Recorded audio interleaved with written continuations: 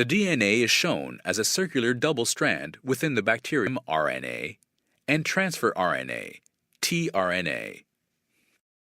In order for the bacteria to begin protein synthesis, the double-stranded DNA molecule must first unmade. Only one strand of the DNA serves as a template for this process known as transcription. Transcription results in the formation of messenger RNA, mRNA, which is a mirror copy of the DNA segment. Once the strand of mRNA is complete, it will detach from the DNA template and in turn become attached to ribosomes. Strand of mRNA, synthesis of the polypeptide chain begins. This step involves the aligning of transfer RNA, tRNA molecule, tRNA, which, when aligned along the mRNA and ribosome translation. The ribosome will continue to add amino acids to the growing polypeptide chain until it reaches a point along the mRNA that signals it to stop. At this point, it releases the finished protein molecule.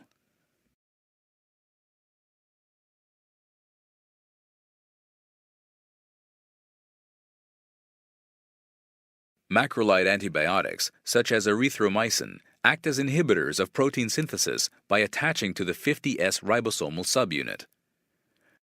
As a result, they block the ability of the ribosome to synthesize the polypeptide chain. By inhibiting protein synthesis, macrolides are considered bacteriostatic antibiotics. However, at higher concentrations and with lower bacterial density or during rapid bacterial growth, macrolides may be bactericidal.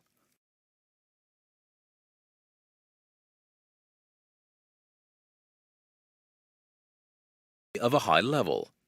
This mechanism of resistance is mediated by the erythromycin ribosome methylation gene, which is found on plasmids, or transposons, i.e., small genetic elements which are capable of moving from copies of the gene are transported to other bacteria via plasmids or transposons through pili-like channels. The gene is incorporated into the new bacterial genome.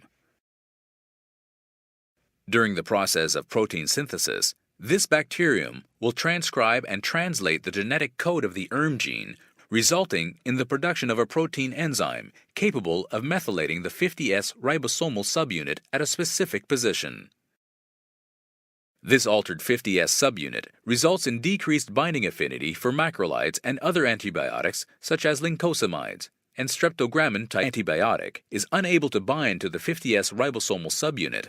It is unable to inhibit protein synthesis, and thus the bacteria itself is not harmed, continuing to produce polypeptide chains of amino acids.